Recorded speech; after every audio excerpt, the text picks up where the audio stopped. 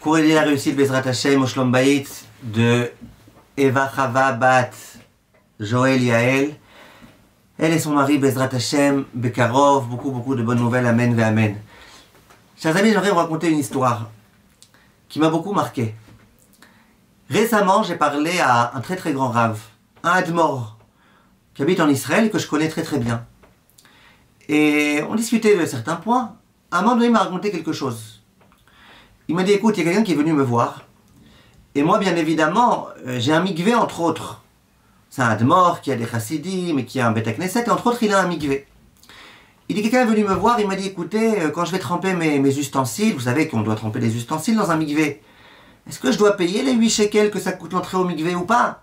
Genre, est-ce que l'entrée au mikvé qui est payée, est-ce que quand on trempe tout son corps, ou est-ce que quand on trempe que les ustensiles, il faut aussi payer? Non, moi, personnellement, je la comprends, cette question. Puisqu'en général, quand tu rentres dans un mikvé pour te tremper, ça coûte 8 shekels, 10 shekels, 15 shekels, ça dépend exactement où. Ça dépend de la qualité du mikvé.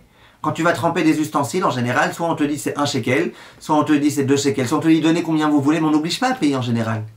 Donc je comprends la question de celui qui a posé. Et là, le Hadmor, il me dit, tu sais pas comment moi ça m'a vexé. Il dit, moi je dépense des sommes folles pour le mikvé. Et pour qu'il y ait toujours de l'eau chaude. Tu sais pas combien ça coûte en hiver de réchauffer le mikvé. Il dit, puis là, moi où je me trouve, il n'y a pas énormément de gens qui viennent dans ce mikvé et qui le fréquentent. Il dit donc, moi ce mikvé, c'est de la perte pour moi. C'est de la perte. Il dit, je sais que moi, en tant que Admor, tous les jours, je me trempe au mikvé. Il dit, mais à la rigueur, ça vaudrait le coup pour moi de fermer le mikvé, d'aller loin, d'aller au premier mikvé, le plus proche, même en taxi ou quoi, et de revenir, ça me reviendrait moins cher.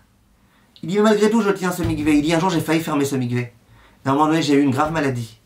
Et j'ai compris que peut-être Dieu, il me donnait cette maladie parce qu'il voulait me dire, ah, tu fermes le mikvé. Tu veux priver les gens de la pureté, de la purification. Voilà ce qui t'arrive. Il dit, donc du coup, mon mikvé, je le laisse ouvert. Il dit, mais voilà, je te raconte un peu, je te raconte ce que j'ai sur le cœur. Moi, je me tue, j'ai des dépenses folles. Tout ça pour qu'il puisse avoir un mikvé. Et l'autre, il vient, il me dit, à 8 shekels, je suis obligé de payer, je suis pas obligé. Et si je les paye pas, est-ce que t'es mochel, est-ce que tu me pardonnes? Il me dit, mais paye-les tes 8 shekels et puis voilà. Ou... Et moi, ça m'a montré quelque chose de très intéressant. Moi, la vérité, je le comprends, celui qui pose la question. Bah, 8 shekels, c'est pas rien. 8 shekels, c'est 8 shekels. Regardez un peu la différence entre celui qui vient poser la question et celui auquel la question elle est posée. Nous, quelquefois, on regarde les autres de la façon dont on se regarde soi-même. Et après, on s'étonne. Pourquoi ils se vexent, pourquoi ils se fâchent, pourquoi ceci et cela. Il dit, mais c'est pas comme ça que ça fonctionne. Moi, il faut que je me mette à la place de l'autre et regarder la différence. J'ai raconté cette histoire-là à un ami qui est lui aussi un grand ami Tracha. Il m'a dit, ouais, c'est vrai que c'est un peu étonnant cette façon de voir les choses. Que l'un, il voit les choses d'une façon tellement, ben ça va, il peut m'offrir ses 8 shekels. Et l'autre, il se dit, mais attends, et moi, moi-même, je suis en train de perdre de l'argent. Ne commence pas à négocier. Et c'est un Admor qui a beaucoup de Torah et de Hirat Shamaim. Et qui est vraiment très désintéressé, je le connais personnellement. Mais ça l'a choqué, ça l'a vexé, le Admor. Comprenez bien, mes chers amis, quand on parle à l'autre, quand on s'adresse à l'autre, qu'on a quelqu'un d'autre face à soi, il faut se mettre à la place de l'autre, il faut voir de quelle façon l'autre, il voit la chose.